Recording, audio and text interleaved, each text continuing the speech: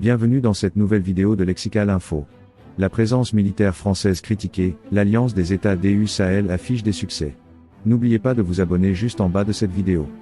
La présence militaire française n'a pas permis de restaurer la sécurité au Mali, dit à Sputnik Afrique Fousseynou Ouattara, alors que ce jour marque le début de l'opération Serval il y a 11 ans. Par contre, l'Alliance des États du Sahel, composée du Mali, du Burkina Faso, du Niger, affiche des succès dans la lutte contre le terrorisme.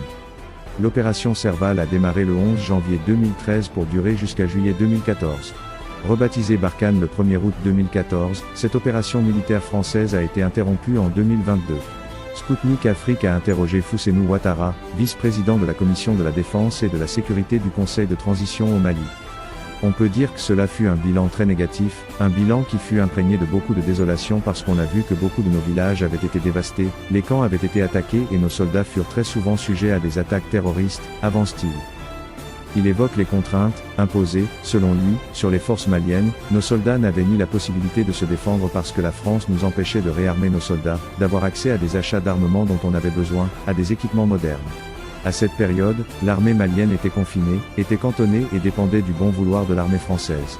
On en avait marre du mensonge de la France, résume-t-il. Apparition de l'Alliance des États du Sahel. Par contre, l'Alliance des États du Sahel, créée en septembre 2023, revendique des succès dans la lutte antiterroriste. Composée du Mali, du Burkina Faso et du Niger, elle a parmi ses objectifs l'amélioration de la situation sécuritaire dans la sous-région. Les armées des membres de l'AIS se montrent plus efficaces que les forces françaises lors des opérations Serval et Barkhane, car c'est notre terre et c'est à nous de la défendre, argumente Fousseynou Ouattara.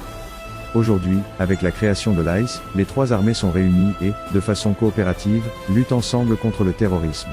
Donc aujourd'hui, il n'est plus possible à deux groupes terroristes de commettre des forfaits dans un État pour se réfugier dans l'autre, indique le vice-président de la Commission de la Défense et de la Sécurité du Conseil de transition au Mali.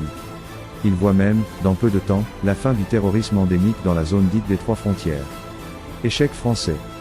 En 2013, le déploiement des militaires hexagonaux a eu lieu en urgence à la demande des autorités maliennes. Cela a été fait afin de stopper l'offensive des groupes armés terroristes vers Bamako.